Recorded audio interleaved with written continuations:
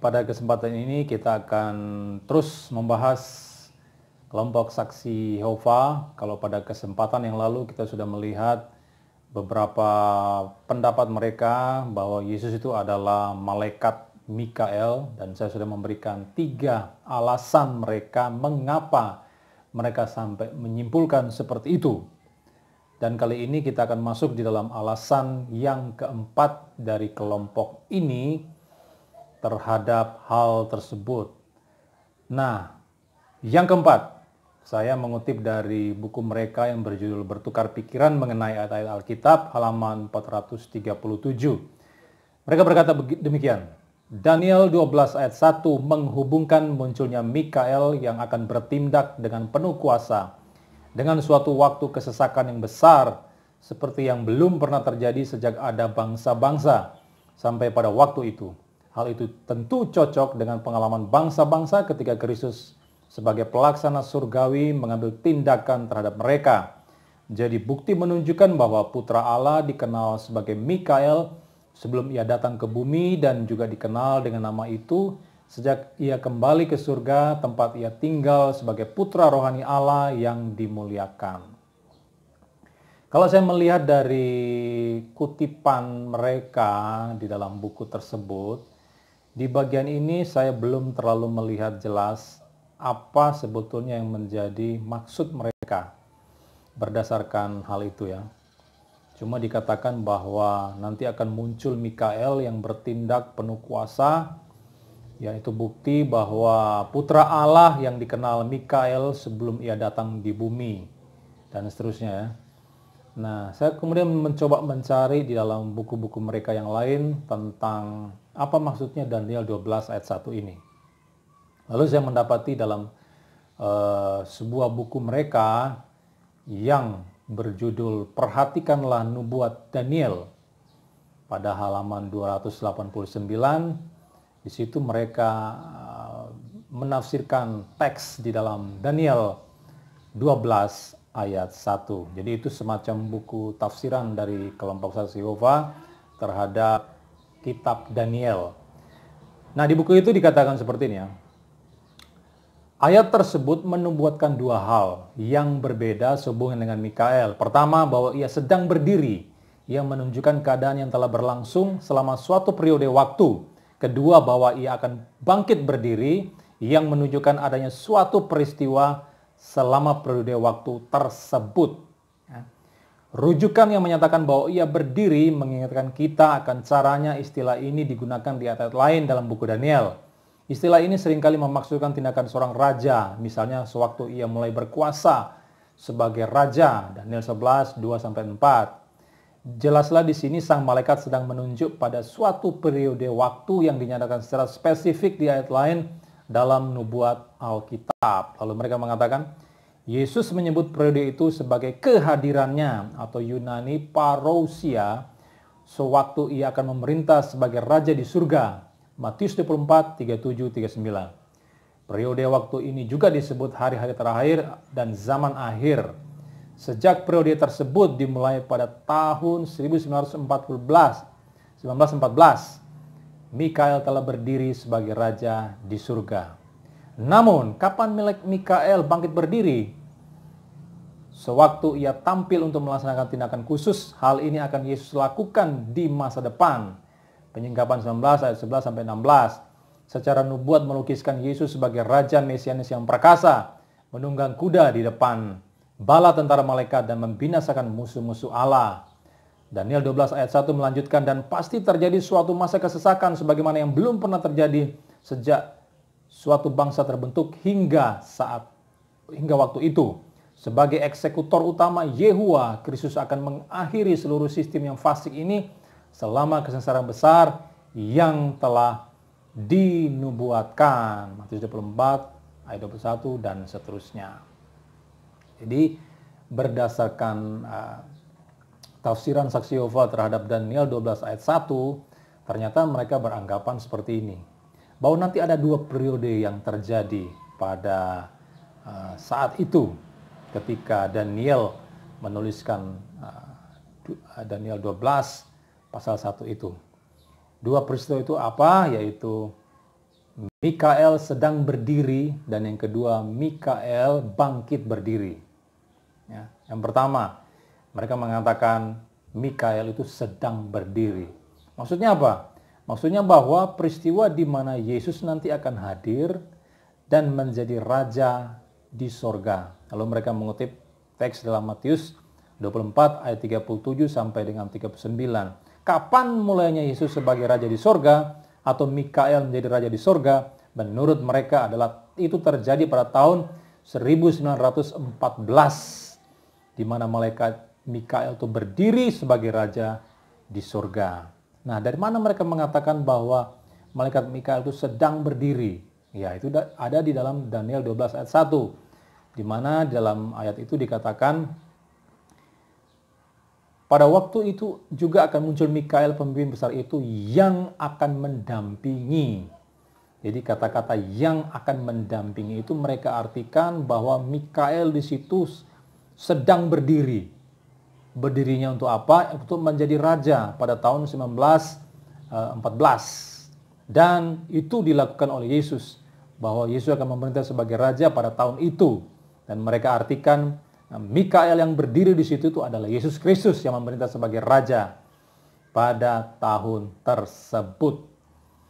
Nah, lalu yang kedua mereka mengatakan bahwa nanti Mikael itu akan bangkit berdiri. Nah, bangkit berdiri ini dari mana mereka artikan seperti itu? Kalau kita melihat dalam Daniel 12 ayat 1, dikatakan, dan akan ada suatu waktu kesesakan yang besar seperti yang belum pernah terjadi sejak ada bangsa-bangsa sampai pada waktu itu. Nah, lewat kata-kata itu mereka artikan bahwa di sana Mikael akan bangkit berdiri. Ya, Mikael akan bangkit berdiri, dan ini menunjuk kepada tindakan Yesus untuk membinasakan musuh-musuh Allah.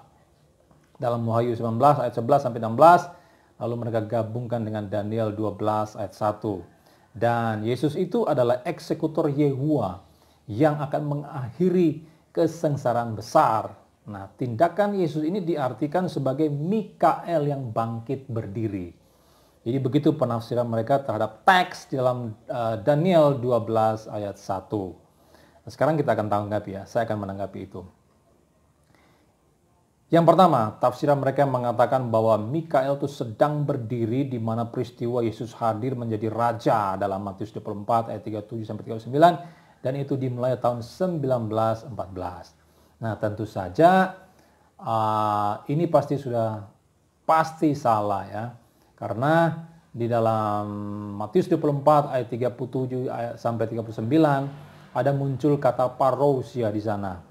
Yaitu menunjuk pada kedatangan Kristus yang kedua kali, dan di dalam ayat itu kedatangan Yesus kedua itu dianalogikan ya seperti banjir Nuh, di mana peristiwa banjir Nuh itu terjadi dengan tiba-tiba, lalu orang-orang di sana tidak mempunyai kesempatan untuk bertobat sehingga mereka yang tidak percaya kepada Allah itu mati ya, ditenggelamkan oleh banjir tersebut. Nah, itu analogi seperti itu kemudian digunakan di dalam Matius 24 ayat 30 untuk menunjukkan bahwa nanti kedatangan Kristus yang kedua juga nanti seperti itu. Bahwa kedatangannya itu tidak akan disangka-sangka. Kita tidak bisa menentukan kapan Yesus datang.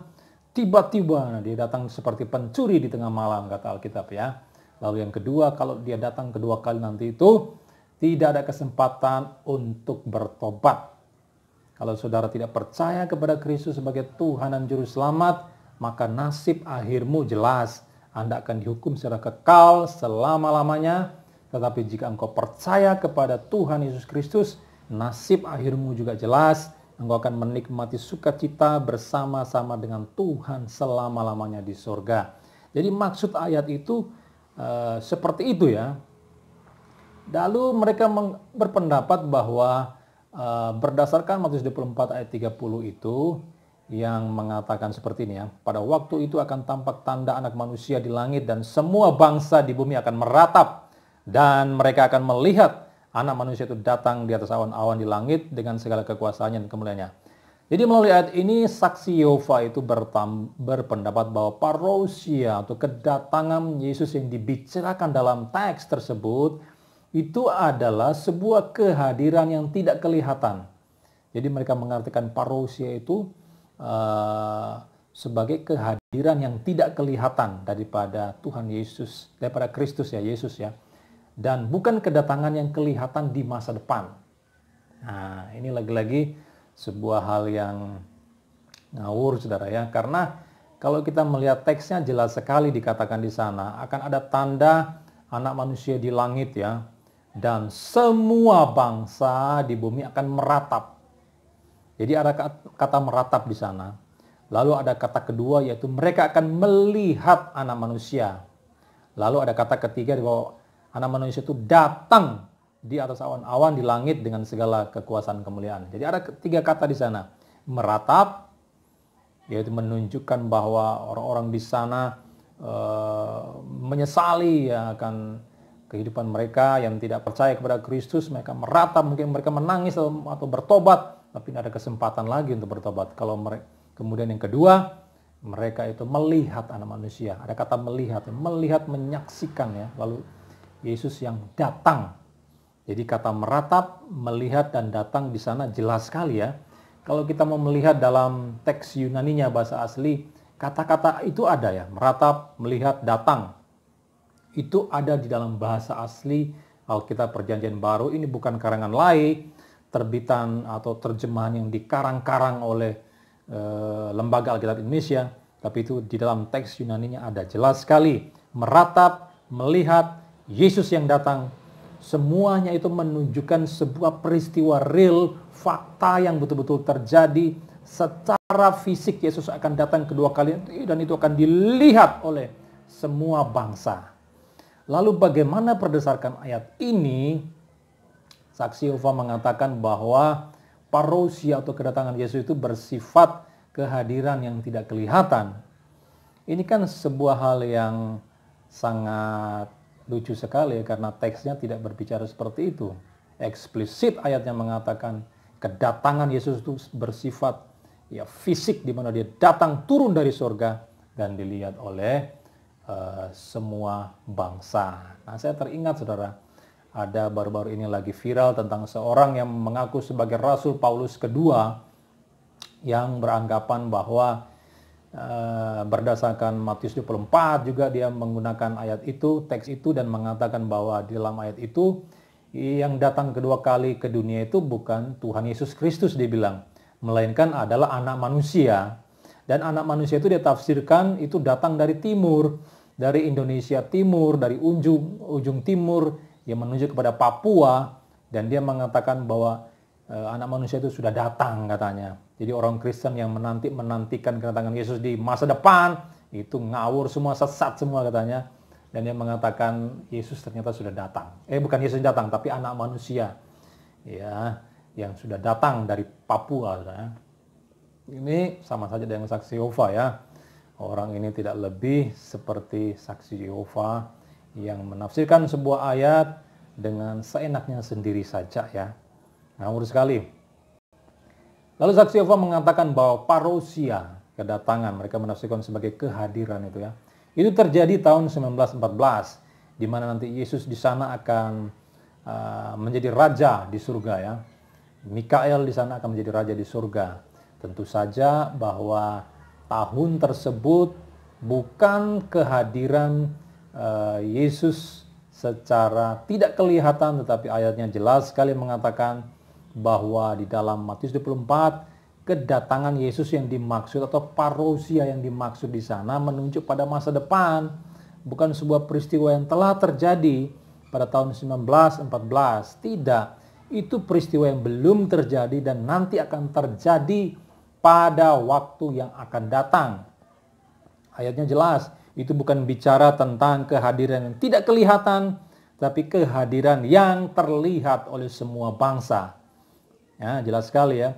Penafsiran saksi Yehova di sini yang menafsirkan secara simbolis atau rohani mungkin, yang mengatakan itu sudah terjadi pada tahun 1914, itu ternyata adalah salah berdasarkan ayatnya tersebut ya. Memang Charles Taze Russell, pemimpin mereka yang pertama, pendiri daripada kelompok ini, memang mengatakan bahwa tahun 1914 itu Yesus akan datang kedua kalinya.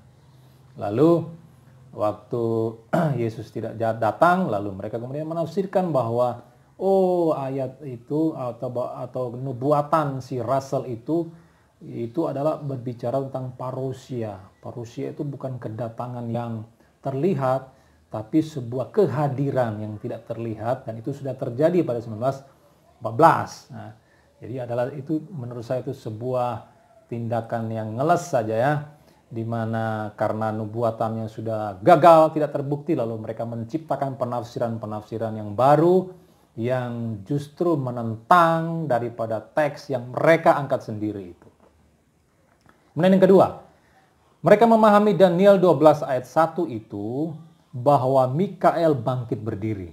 Tadi sudah berdiri ya, sedang berdiri, lalu sekarang dia bangkit berdiri.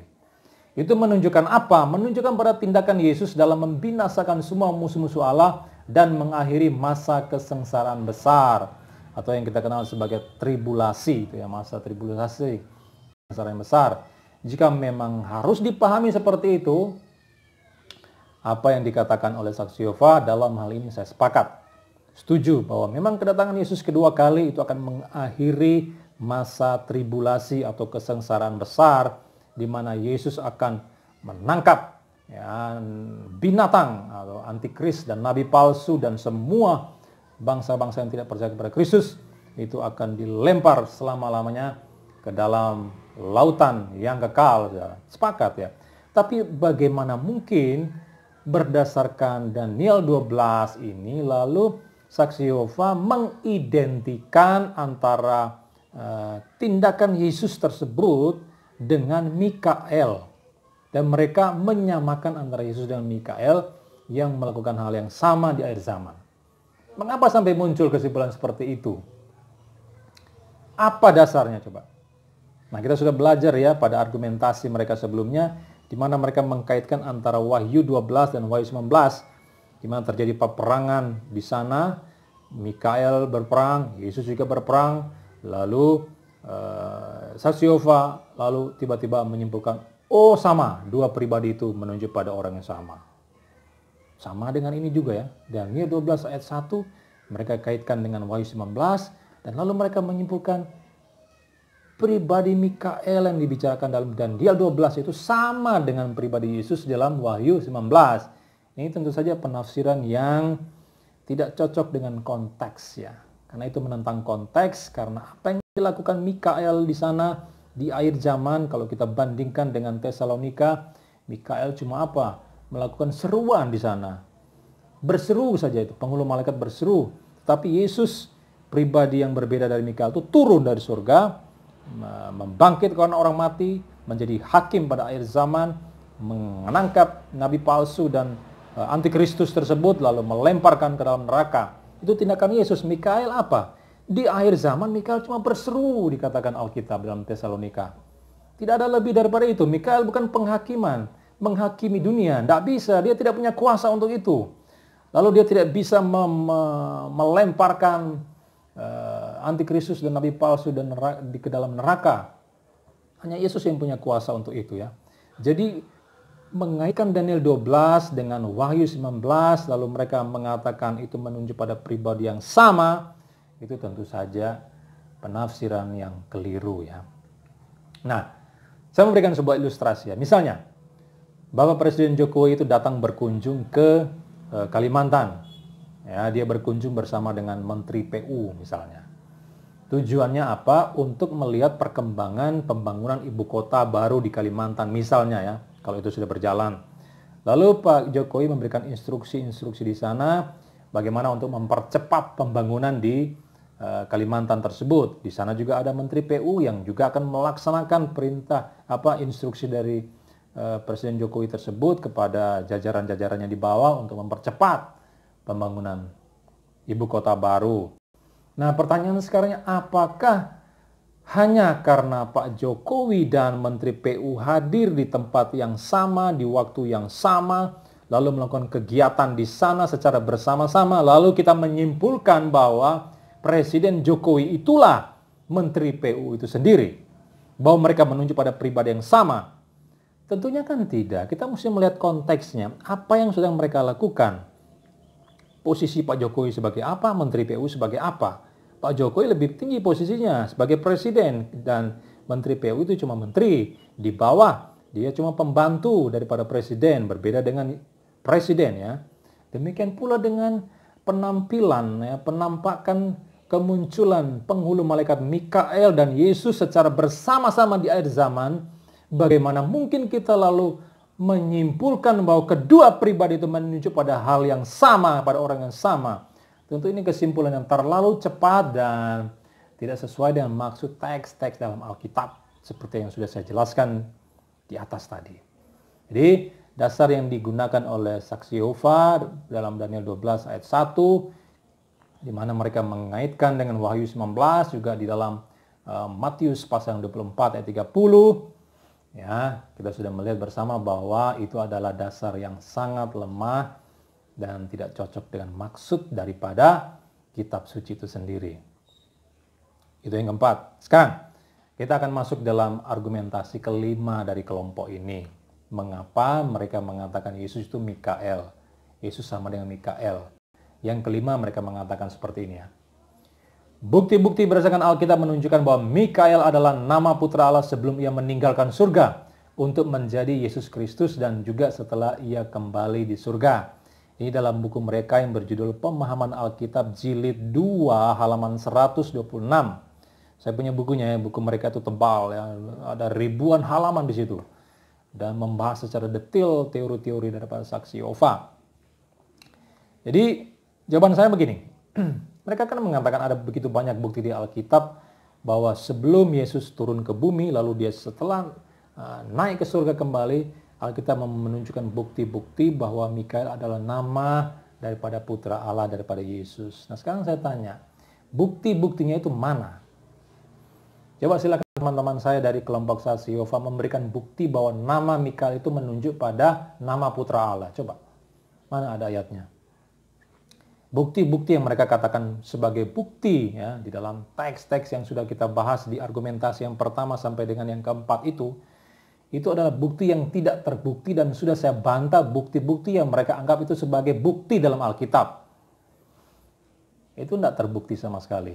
Nah kalau kita melihat di sepanjang Alkitab, mulai dari perjanjian lama sampai dengan perjanjian baru, Yesus memang disebut dengan nama-nama yang begitu banyak ya. Dia disebut sebagai penasehat yang ajaib, ya, Allah yang perkasa, Bapa yang kekal. Dia juga disebut sebagai Raja Damai dalam Yesaya 9 ayat 5 ya. Lalu Yesus juga disebut sebagai anak Allah, anak tunggal Allah atau anak tunggal Bapa. Yesus disebut juga sebagai anak domba. Yang mana bisa malaikat disebut sebagai anak domba? Tidak pernah dikatakan untuk malaikat itu ya. Lalu Yesus disebut yang setia dan yang benar ya. Kemudian raja segala raja, tuan segala tuan, ya, sumber dari ciptaan Allah. Lalu dia dikatakan sang amin, ya.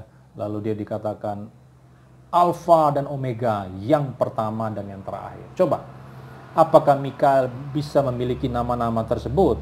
Misalnya alfa dan omega. Kita sudah pelajari di waktu yang lalu bahwa huruf pertama dan terakhir dari abjad Yunani ini menunjuk pada sebuah tindakan kekekalan dari pribadi yang mengucapkan. Jadi di minus tak terhingga dia kekal, lalu di plus yang tak terhingga dia juga kekal. Ya, ketika Yesus mengklaim aku adalah alfa dan omega dalam Wahyu 1 ayat 8 dan seterusnya, itu Yesus sedang memproklamirkan dirinya sebagai pribadi yang kekal di masa lampau. Ya. Apakah Mikael bisa memiliki nama itu? Saksi Yehova sendiri mengakui ya bahwa istilah alfa dan omega itu menunjuk pada keilahian dan kekekalan daripada Yehuwa. Nah, ketika itu diberikan untuk Yesus dalam Wahyu 1 ayat 8 dan ayat-ayat lain di mana Yesus juga dikatakan sebagai yang pertama dan terakhir, yang juga mengandung pengertian yang sama dengan alfa dan omega, dan itu menunjukkan bahwa Yesus adalah pribadi yang tidak berpermulaan. Kalau kita terapkan itu untuk malaikat, untuk Mikael tentu menjadi tidak cocok karena Mikael itu mempunyai permulaan. Ada satu waktu di mana Mikael itu tidak pernah berada lalu dia muncul diciptakan oleh Yesus. Ya, itu nama-nama yang dimiliki oleh Yesus. Dan tidak ada bukti dalam Alkitab bahwa nama putra Allah itu sama dengan nama Mikael. Tidak ada. Nah, itu tadi kita sudah melihat ada 5 argumentasi daripada kelompok saksi Yehova, dan saya rasa sudah cukup itu 5 hal itu, dan kita sudah melihat bagaimana kesalahan mereka terhadap argumentasi tersebut ya.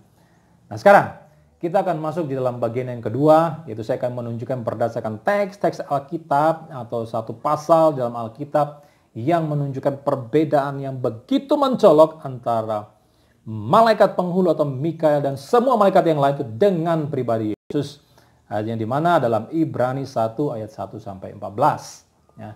Kita melihat ayat-ayatnya ya. Pertama, di dalam ayat 1 dan 2 di sana dikatakan posisi Yesus itu berbeda dengan nabi-nabi di dalam perjanjian lama. Dikatakan bahwa kalau zaman dahulu Allah berbicara lewat perantaran para nabi di PL, lalu di zaman akhir ini dikatakan ya, Allah berbicara dengan perantaran anaknya ya. Melalui dia Allah telah menjadikan alam semesta. Jadi ayat 1 dan 2 dalam Ibrani pasal 1 ini menjelaskan posisi Yesus yang lebih tinggi daripada para nabi. Ya kan? Kenapa? Karena anak ini ternyata mencipta menjadikan alam semesta. Berarti Yesus yang adalah juru bicara Allah yang berwenang berkuasa itu melebihi daripada para nabi PL. Ya. Lalu yang kedua kita melihat ya, ternyata Yesus bukan hanya lebih tinggi dari para nabi PL, tetapi Alkitab mengatakan di dalam ayat 3 dan 4, Yesus itu ternyata mempunyai kedudukan atau posisi yang juga lebih tinggi daripada semua malaikat. Ya, kita lihat ayatnya, ayat yang ketiga. Ia adalah cahaya kemuliaan Allah dan gambar wujud Allah. Wycliffe itu mengatakan bahwa kata-kata itu menunjuk pada wujud hakiki Allah yang merupakan stempel atau cetakan Allah, hakikat Allah. Ya, kemudian dia menopang segala yang ada dengan firman-Nya. Jadi Yesus selain mencipta, dia juga menopang, memelihara ciptaannya. Dan setelah selesai mengadakan perjanjian dosa, ia duduk di sebelah kanan Allah di sebelah kanan yang maha besar. Jadi hanya Yesus yang bisa duduk di sebelah kanan Bapa. Ya, di tempat yang tinggi, jauh lebih tinggi daripada malaikat. Ayat 4 dikatakan posisi Yesus itu jauh lebih tinggi daripada malaikat-malaikat. Nah, kata jauh lebih tinggi itu dari kata Yunani kreiton yang menunjukkan unggul atau menjadi yang unggul, bahwa Yesus lebih unggul, lebih tinggi, lebih jauh ya dibandingkan dengan malaikat di sana ya. Kemudian Yesus juga diberikan nama yang dikaruniakan kepadanya jauh lebih indah daripada nama mereka, nama-nama malaikat ya. Di dalam nama Yesus dikatakan dalam Kisah 4 ayat 12, hanya dalam nama Yesus ya, tidak ada nama lain di bawah kolong langit di mana kita diselamatkan ya, hanya oleh nama Yesus. Lalu kemudian dalam Filipi pasal 2 ayat 10 ya, diberikan nama di atas segala nama di mana melalui nama Yesus segala lutut akan bertelut menyembah. Semua makhluk akan menyembah Yesus. Bayangkan ya, nama Yesus begitu luar biasa, penuh kuasa yang menunjuk pada diri Kristus yang disembah oleh segala makhluk. Bisa tidak malaikat seperti itu? Nah, tidak memungkinkan bro. Malaikat tidak bisa seperti itu. Lalu kita melihat ayat yang ke-5. Ayat 5 dikatakan, karena kepada siapakah di antara malaikat-malaikat itu pernah ia katakan, anakku engkau telah kupernahkan hari ini, aku akan menjadi bapaknya dan ia akan menjadi anakku. Ya, Allah tidak pernah mengatakan perkataan ini kepada malaikat. Allah tidak pernah mengatakan bahwa malaikat, anakku. Ya, dia berbicara kepada malaikat, anakku, engkau kupernahkan. Mana pernah? Tidak ada. Memang di dalam kitab Ayub dikatakan bahwa malaikat juga bisa disebut sebagai anak-anak Allah. Tapi tentu saja istilah anak-anak Allah untuk malaikat itu berbeda dengan anak Allah untuk Yesus. Anak Allah untuk malaikat itu dalam pengertian mereka dicipta atau mirip dengan Allah. Tetapi kalau anak Allah untuk Yesus tentu mempunyai pengertian yang berbeda, bahwa dia adalah Allah itu sendiri. Ya kan? Kenapa? Karena anak Allah dalam Ibrani tadi kita sudah melihat ya, dia disembah. Yang menunjukkan bahwa dia adalah Allah itu sendiri. Kalau bukan Allah, tidak mungkin dia disembah. Yang keenam, di dalam maksudnya ayat yang keenam ya. Di situ ada perintah dari Bapa ya. Dikatakan, dan ketika ia membawa pula anak yang sulung di dunia, ia berkata semua malaikat Allah harus menyembah dia. Nah, saudara perhatikan kata semua di situ. di dalam ayat yang ke-6. Semua malaikat diperintahkan menyembah anak. Kata semua itu pengertiannya apa? Coba dipikirkan ya. Semua itu berarti A sampai Z. Pokoknya. Semua mencakup. Dikatakan semua apa? Semua malaikat. Malaikat itu ada berapa? Menurut saksi Yehova, saya baca di bukunya, malaikat itu ada lebih daripada 100 juta. Kalau Alkitab katakan semua malaikat menyembah, berarti yang 100 juta lebih itu menyembah semua kepada anak Allah, menyembah kepada Yesus. Dalam kitab Deuterokanonika ada malaikat Rafael.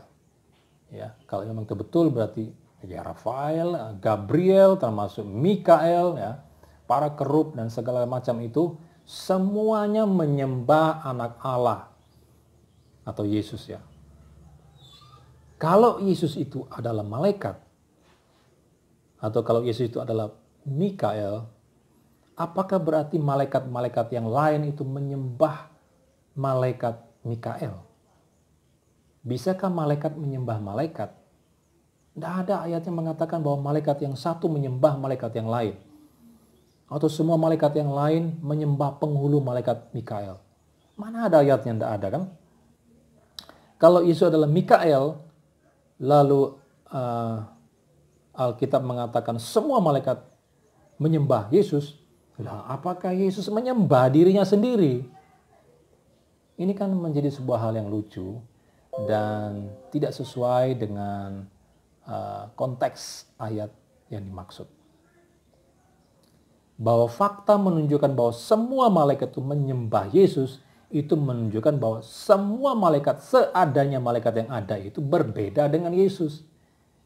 Mereka adalah pribadi yang berbeda dan tidak bisa disamakan, saudara.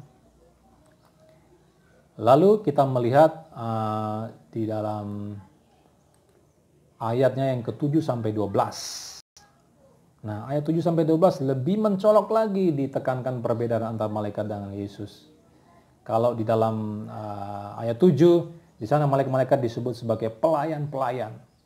Tetapi Yesus disebut apa? Apakah Yesus juga pelayan? Kalau Yesus itu adalah malaikat, berarti Yesus juga pelayan. Tapi faktanya di Ibrani 1 dibedakan antara malaikat yang adalah pelayan dan Yesus di ayat 8 disebut anak dan disebut Allah. Ayat 8 dikatakan begini ya. Tetapi tentang anak ia berkata, tahtamu yang Allah seterusnya selamanya. Jadi Bapak ini bicara pada anak ya, Bapak ngomong pada anak. Bapak sendiri yang memproklamirkan anak itu sebagai Allah. Sebagai Theos dalam bahasa Yunani. Dia anak, dia Allah. Beda dengan malaikat sebagai anak itu. Berbeda dengan malaikat sebagai pelayan ya. Lalu si anak itu dikatakan mempunyai tahta yang kekal. Pemerintahan yang kekal, mempunyai tongkat kerajaan. Malaikat Mikael punya tahta kekal enggak? Ya, tadi mereka menafsirkan bahwa Mikael sebagai raja di sorga. Mereka berdasarkan Matius 24 dan yang 12 itu ternyata penafsiran yang salah di sana. Saya sudah buktikan tadi. Lalu kemudian di ayat 10 dikatakan Tuhan yang mencipta segala sesuatu. Yesus mencipta segala sesuatu. Apakah Mikael pencipta? Tidak mungkin ya. Yang kekal adanya. Ayat 11 dan 12. Ya, tidak memungkinkan. Jadi beda sekali di sini, dikontraskan begitu luar biasa antara Yesus dan malaikat Mikael. Lalu di ayat yang ke-13 dia katakan, dan kepada siapakah di antara malaikat itu pernah ia berkata, duduklah di sebelah kananku sampai kubuat musuh-musuh menjadi tumpuan kakimu. Mana pernah Allah mengucapkan itu pada malaikat ya, pada malaikat Mikael? Tidak pernah. Ya, duduklah di sebelah kananku itu hanya ditujukan kepada Yesus dan tidak pernah ditujukan kepada malaikat. Lalu ayat 14, bukankah mereka semua adalah roh-roh yang melayani, yang diutus untuk melayani mereka yang harus memperoleh keselamatan?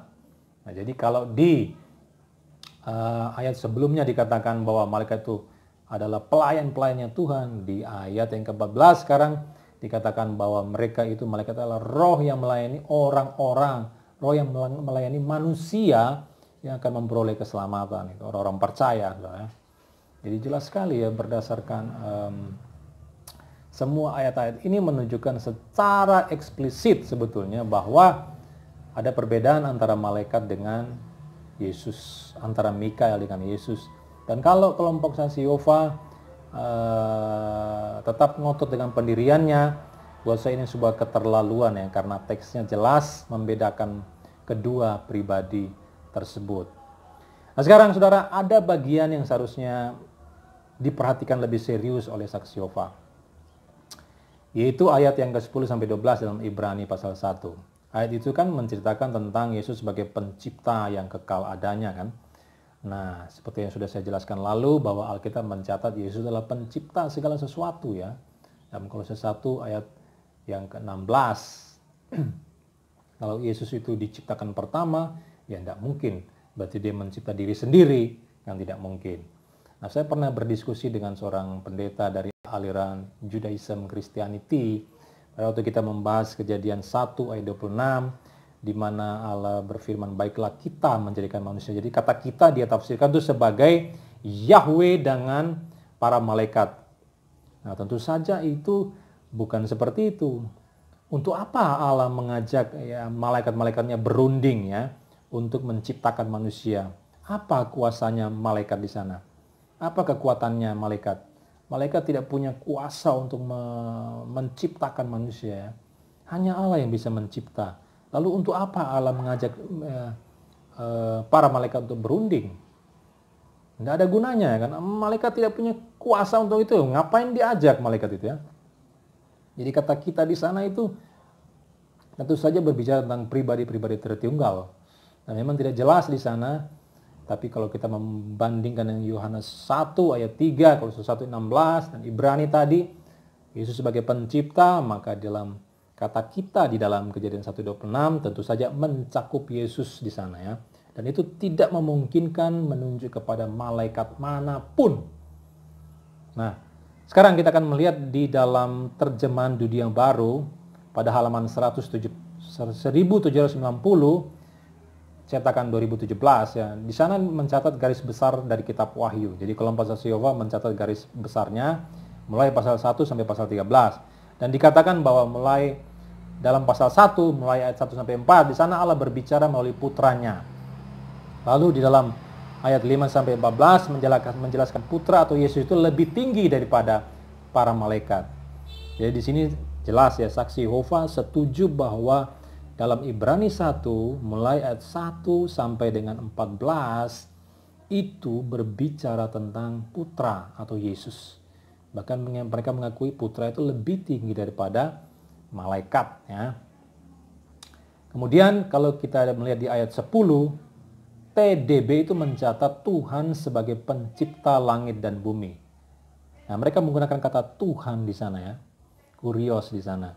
Nah, kalau kita membandingkan ayat 10 dalam Ibrani pasal 1 dengan Yohanes 1 ayat 3, lalu Kolose 1 ayat 16, lalu dalam Ibrani pasal 1 juga tadi, di mana Yesus sebagai pencipta, tentu saja pada waktu mereka mengatakan Tuhan yang mencipta langit dan bumi, maka kata Tuhan di sana itu menunjuk kepada Yesus. Karena kan mereka mengatakan bahwa ayat itu berbicara tentang Yesus. Jadi kalau mereka mengatakan Tuhan pencipta langit dan bumi, berarti Yesuslah yang adalah Tuhan itu yang menciptakan langit dan bumi. Ya, secara tidak langsung atau secara tidak sadar mereka sebetulnya mengakui Yesus adalah pencipta langit dan bumi. Karena mereka mengakui Yesus adalah pencipta segalanya ya. Mereka akui itu. Nah, itu yang terjadi. Kemudian kalau kita melihat ya, di dalam Ibrani 1 ayat 10 sampai 12, di sana kan menceritakan tentang Yesus sebagai pencipta ya, dan juga kekal adanya. Nah, Saudara tahu bahwa Ibrani 1 ayat 10 sampai 12 itu merupakan kutipan Mazmur 102 ayat 25 sampai dengan 27. Ayatnya mengatakan begini, aku berkata, ya Allahku, janganlah mengambil aku pada pertengahan umurku, tahun-tahunmu tetap turun-temurun. Dahulu sudah kau letakkan dasar bumi, dan langit adalah buatan tanganmu. Semuanya itu akan binasa, tetapi engkau tetap ada, dan semuanya itu akan menjadi usang seperti pakaian, seperti jubah engkau akan mengubah mereka, dan mereka berubah. Nah ini Mazmur 102. Kalau kita melihat bahwa yang mencipta di sana bumi, langit, itu adalah buatan tangannya Allah. Dikatakan di sana ya. Buatan tangannya Yehuwa atau Yahweh di sana.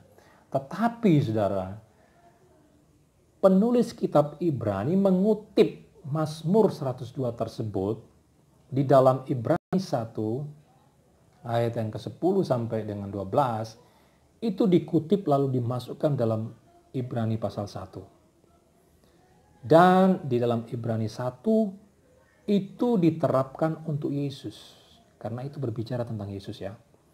Nah, pada waktu penulis Ibrani mengutip Mazmur 102 untuk Allah dan dia terapkan di dalam Ibrani untuk Yesus sebagai pencipta, di mana Allah juga dalam Mazmur 102 dikatakan sebagai pencipta yang kekal, berarti Yesus yang dibicarakan di dalam Ibrani pasal 1 yang adalah pencipta yang kekal itu adalah siapa?